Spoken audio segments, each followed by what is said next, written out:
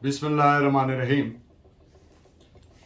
हम लेक्चर कर रहे हैं। टॉपिक है हक़ हिफाजत खुद इख्तियारी।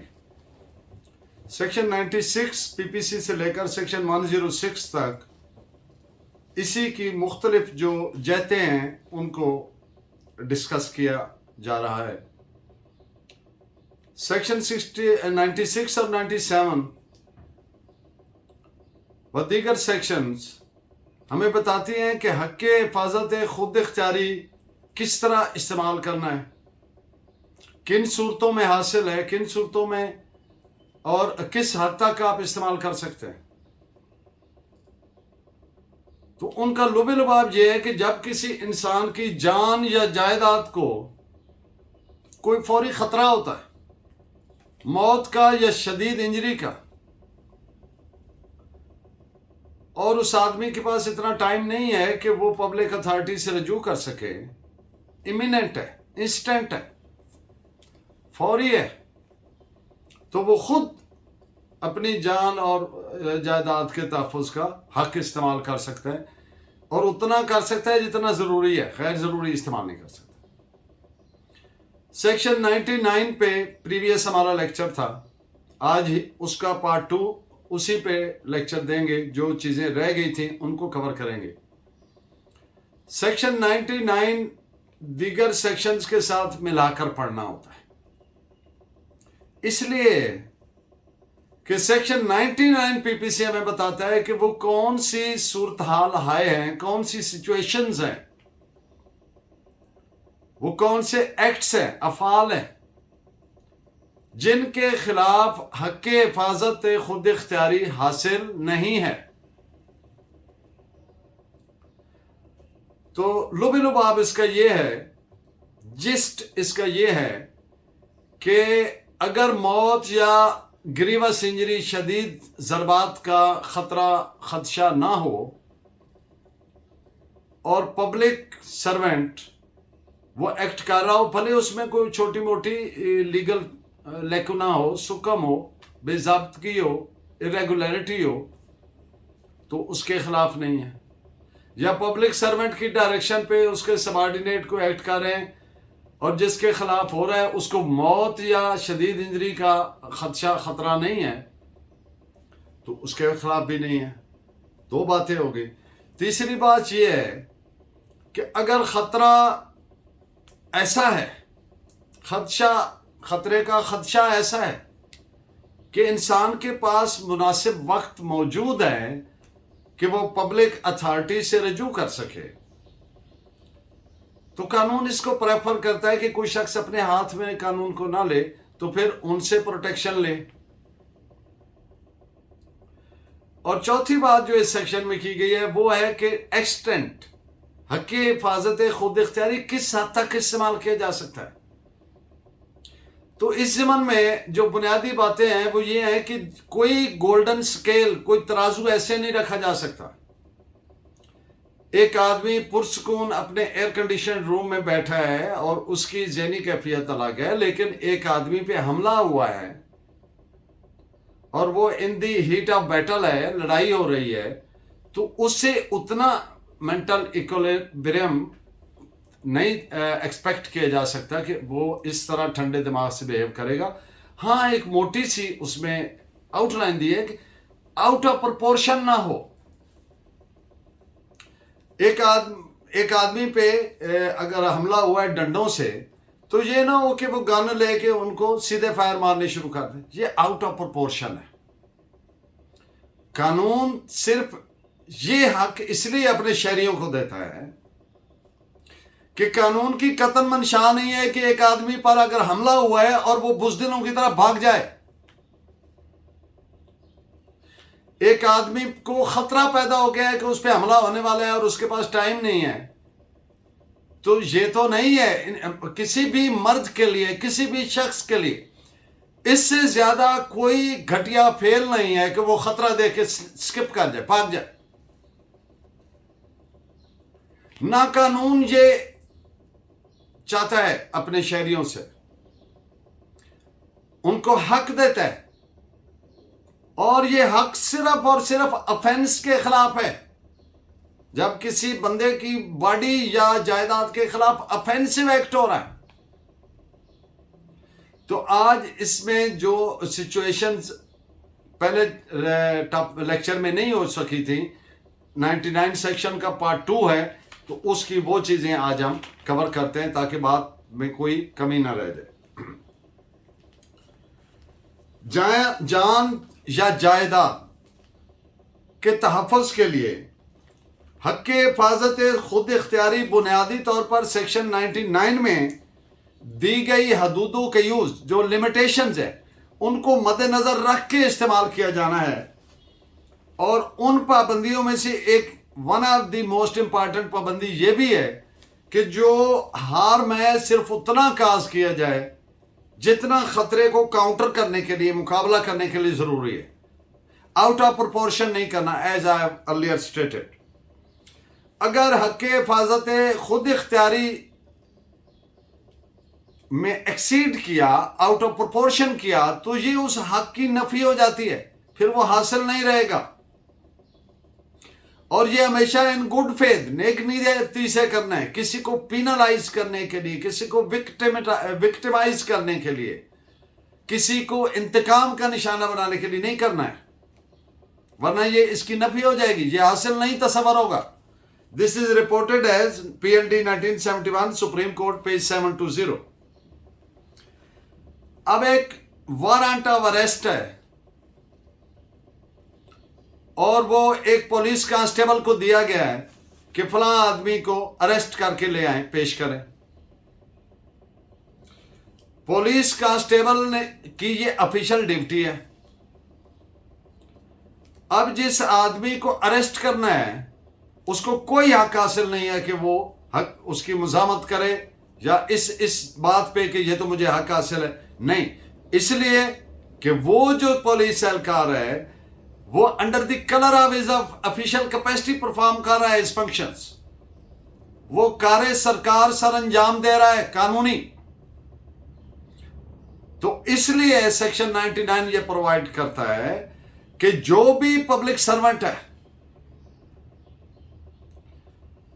सरकारी पीएन से लेकर प्राइम मिनिस्टर तक पब्लिक सर्वेंट्स है, जो भी पब्लिक सर्वेंट है वो ऑफिशियल अपने कार्य सरकार सर अंजाम दे रहा है, उसकी मजामत करने का कोई हक हासिल नहीं है कानून इस प्ली पे कि जी मैंने तो राइट ऑफ सर।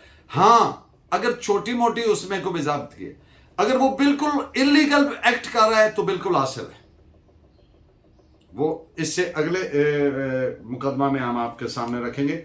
ये वारंट ऑफ अरेस्ट वाली बात पे आप जजमेंट नोट फरमाएं। 1964 1 क्रिमिनल लॉ जर्नल, पेज 592।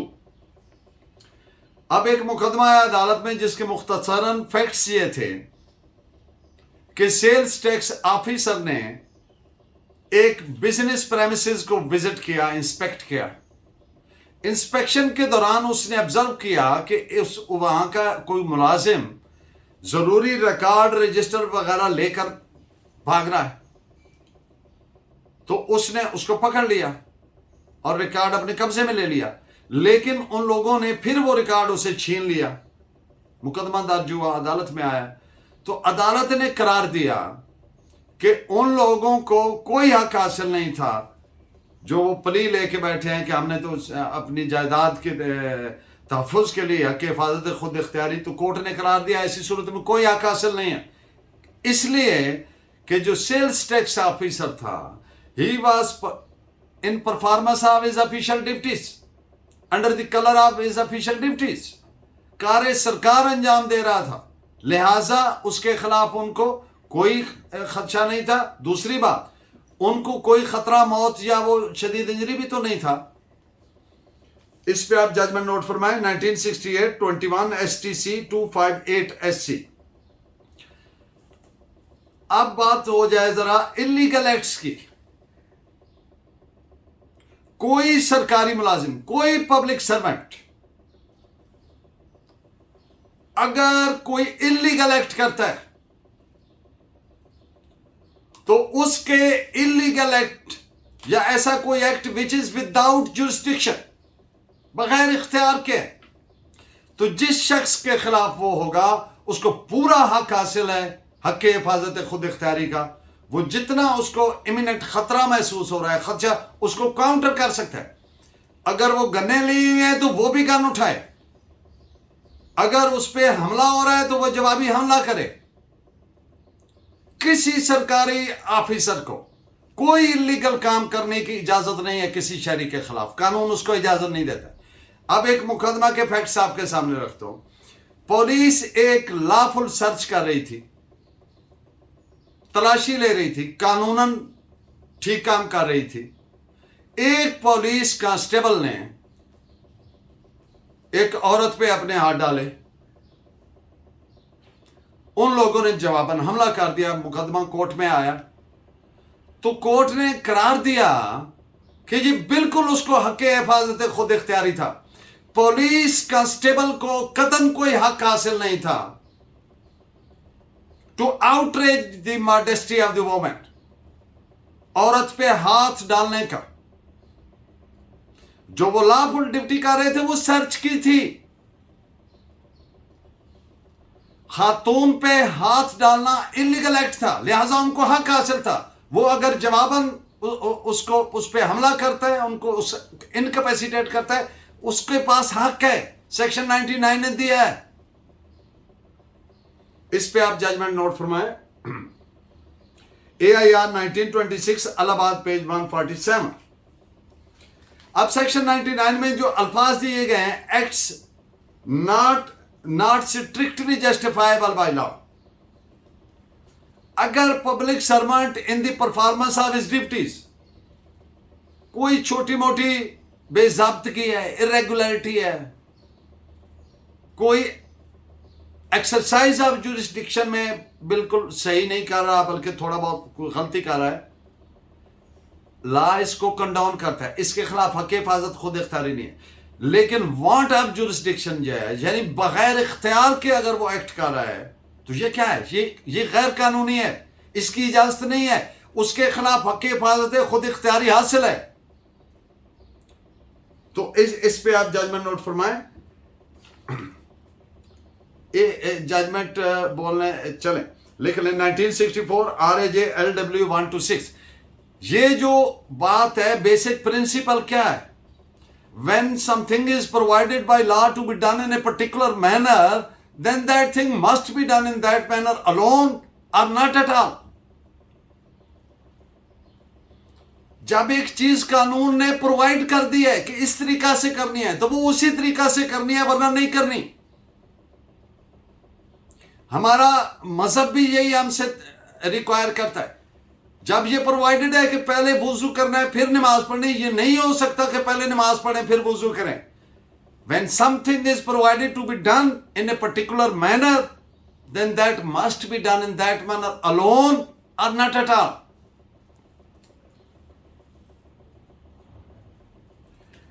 अब एक और मुकदमा कि एक पुलिस ऑफिसर ने एक आदमी पर यक्के बाद दीगरे 3 फायर किए। अब एक बंदे पर फायर हुआ तो क्या हुआ? अब वो बंदा अनलॉफुल असेंबली का मेंबर भी नहीं था, वांटेड भी नहीं था, मुजरिम भी नहीं था, पुलिस पे हमला भी नहीं कर रहा था। तो उस बंदे के दिमाग में, रीजनेबल कोई भी शख्स है, उसके ज़हन में क्या बात पैदा होगी? खतरा, खदशा, किसका? मौत का या शदीद ज़रब का।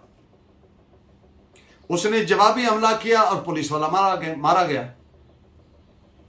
अदालत में केस आया, अदालत ने करार दिया कि उसको बिल्कुल हक हासिल था, इसलिए कि पुलिस वाले का वेरी एक्ट वाज इलीगल।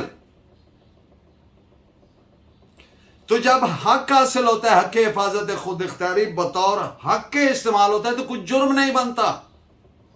फिर एक्सेप्शन में आ जाता है, चैप्टर 4 PPC के एक्सेप्शन में आ जाता है। जो एक्सेप्शन में एक्ट आते हैं वो जुर्म नहीं बनते। इस पे आप जजमेंट नोट फरमाएं 1987 2 SCR 953। मैजिस्ट्रेट साहब ने अपने मुलाजमीन को, अमला को, मतहतों को हुक्म दिया कि जो जितने भी रेडियों वाले ऐसी अशिया फरोख्त कर रहे हैं, फल सब्जियां वगैरह जो इंसानी इस्तेमाल के लिए मुज़र सेहत हो सकते हैं, उन सब को पकड़ लो और मेरे पेश करो। अब जो अमला था मैजिस्ट्रेट साहब का, वो पकड़ने गए, आगे से उन्होंने मुजामत की, उन पर हमला किया, मुकदमा दर्ज हो गया। अदालत ने करार दिया, पहली बात, मैजिस्ट्रेट का ऑर्डर इलीगल था। दूसरी बात कि वो जो मैजिस्ट्रेट के जो अंडर लोग थे, वो जो एक्ट कर रहे थे, they were acting under the colour of their office, सरकारी हैसियत में, सरकारी कैपेसिटी में। लिहाजा उनकी मुजामत करने का या हक हिफाजत खुद इख्तियारी के नाम पे एक्ट करने का उनको हक हासिल नहीं था रेडी वालों को।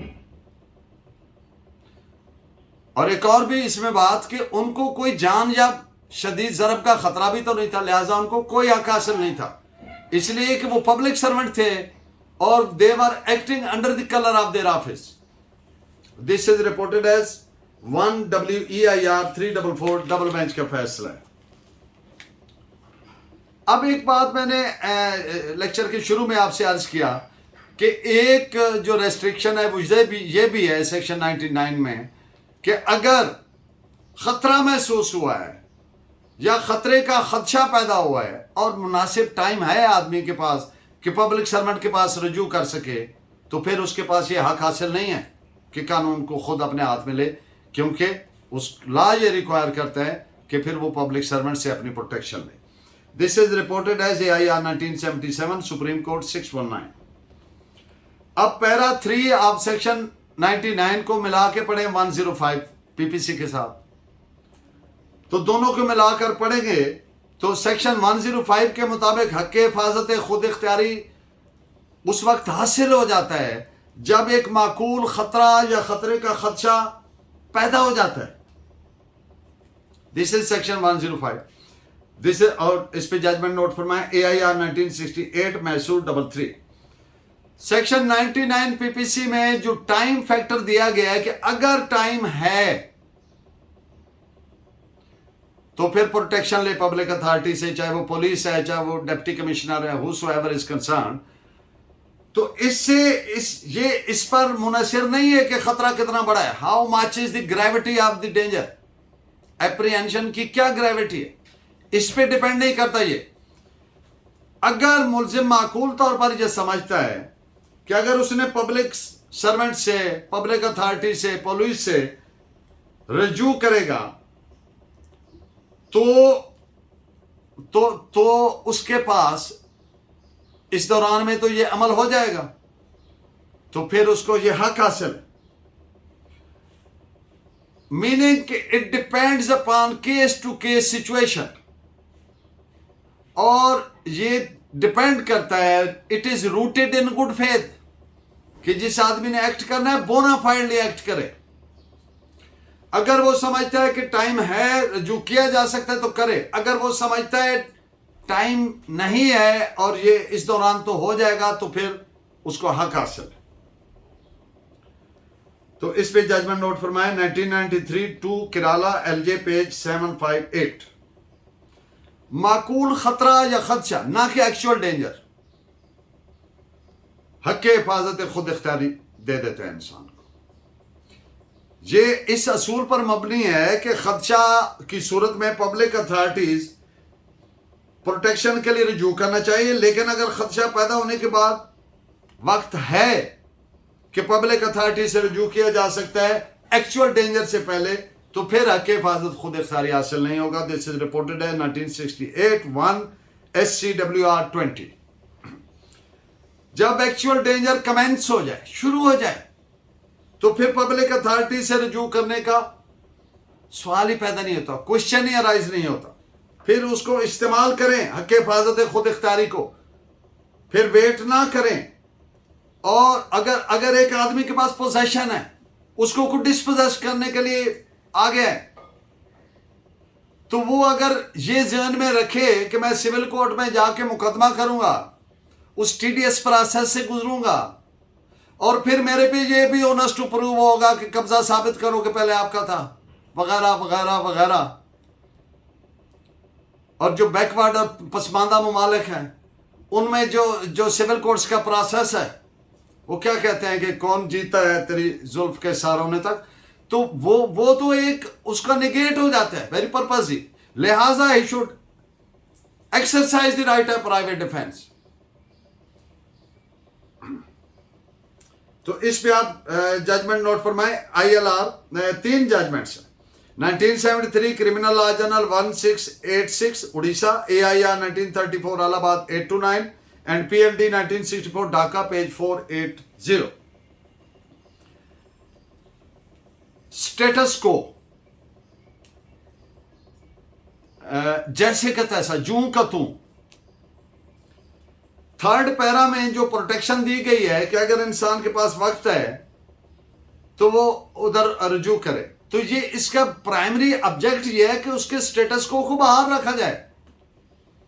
और अगर स्टेटस को डिस्टर्ब हो सकता है तो फिर समझे वो तो नहीं है, फिर हक हिफाजत खुद इख्तियारी इस्तेमाल करे और उस खतरा को अवॉइड करे। AIR 1964 उड़ीसा 262।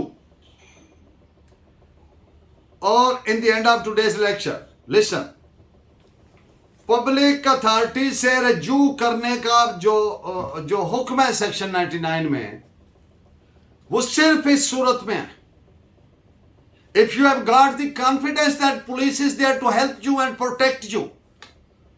अगर आपको यकीन है कि पुलिस नहीं पहुंचेगी, पुलिस प्रोटेक्ट नहीं करेगी आपकी लाइफ को, आपकी प्रॉपर्टी को, no need of contacting that,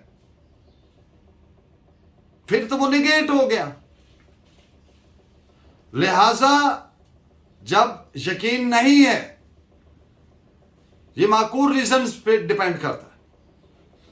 तो इस पॉइंट पे आप जजमेंट नोट फरमाएं। AIR 1973 Allahabad page 85। Thank you very much, keep watching and guiding me by your valuable comments. Allah ने के बाद।